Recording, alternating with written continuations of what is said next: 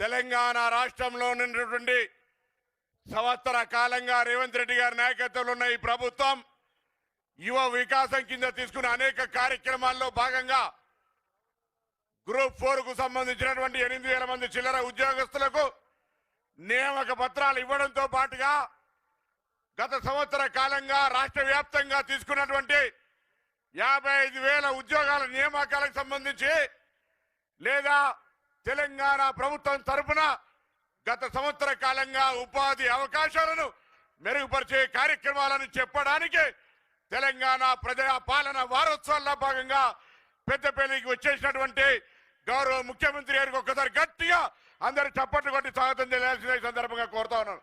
అదేవిధంగా వేదిక మీద గౌరవ ఉప ముఖ్యమంత్రి గారు ఆనాడు తెలంగాణ సాధన తర్వాత 10 సంవత్సరాల ప్రతిపక్ష టిఆర్ఎస్ పరిపాలనలో ప్రజలకు న్యాయం జరగాలని పాదయాత్ర చేసినాడు ఉప ముఖ్యమంత్రి బట్టి విక్రమార్క గారు.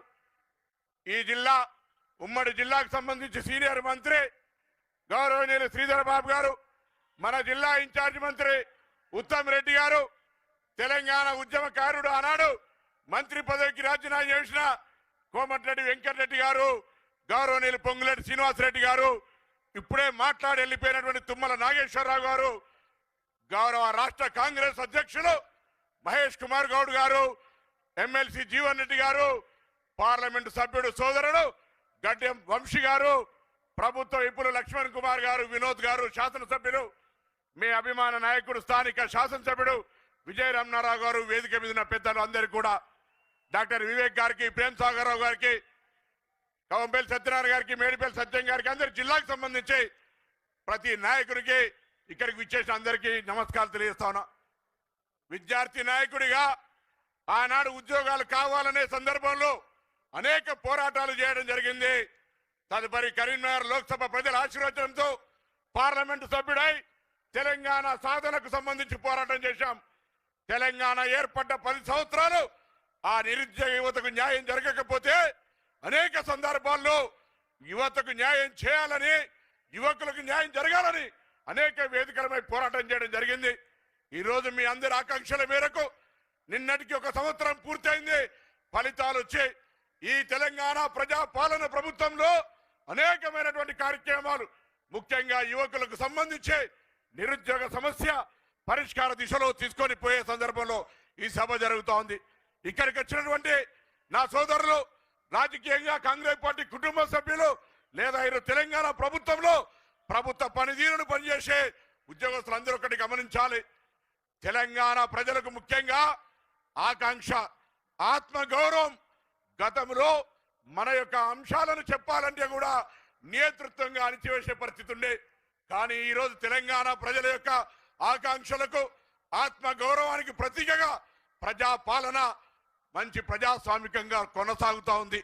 ఈ పరిస్థితుల్లో గౌరవ ముఖ్యమంత్రి గారికి ఇంతకు ముందు మా గౌరవ శాసనసభ్యుడు విప్పు గారు చెప్పినట్టుగా ధర్మపురి లక్ష్మీ నరసింహస్వామి టెంపుల్ మన వేములవాడకు వచ్చినారు.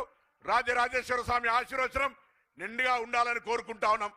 ధర్మపురి లక్ష్మీ నరసింహస్వామి, కొండగట్టు అంజన్న, ఈ ప్రముఖమైనటువంటి దేవాలయాలు. కాళేశ్వరం గురించి నేను చెప్తే తప్పైతే శ్రీధర్ బాబు గారు చెప్తారు. ఈ 2 దేవాలయాలకు సంబంధించి దయచేసి సమానంగా వాటికి సంబంధించి చాలా పవర్ఫుల్ కొండగట్టు అంజన్న పాదయాత్రలు మీరు వచ్చినారు. ధర్మపురి లక్ష్మీ నరసింహస్వామి మా ఈ జిల్లా అందరు ఇలవేల్పు ఆ దేవాలయాల అభివృద్ధికి సంబంధించి. దాంతో పాటుగా సోదరుడు వంశీ గారు చెప్పినట్టుగా ఇక్కడ విమానం దిగితే బల్లార్ష దాకా అనేకమైనటువంటి ఫ్యాక్టరీలు, ఎక్కడ విమానం ఖాళీగా పోయే అవకాశం లేకుండా పూర్తి స్థాయిలో నిండే విధంగా గతంలో కేసరం సంబంధించిన ఒక ఎయిర్ ట్రిప్ ఉంది.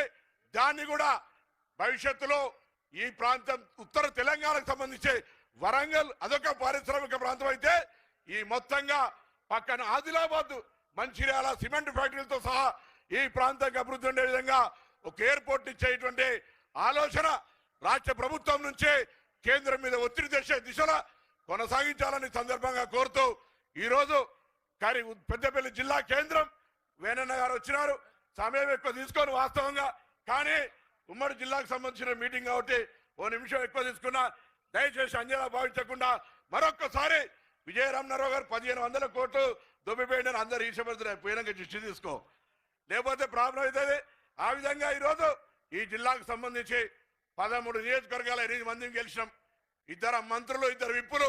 ఈ జిల్లాకు సంబంధించి గతం కంటే బరాబర్గా డెవలప్మెంట్ గౌరవ ముఖ్యమంత్రి గారు, ఉప ముఖ్యమంత్రి గారు, ఇన్ఛార్జి మంత్రి సహకారంతో కరీంనగర్ జిల్లా అన్ని రంగాల్లో అగ్రభాగాన నిలిపే బాధ్యత అందరం కలిసి మా అందరితోనే మాట మనం చేస్తూ మరొకసారి నమస్కారం చెప్తూ సెలవు తీసుకుంటాం.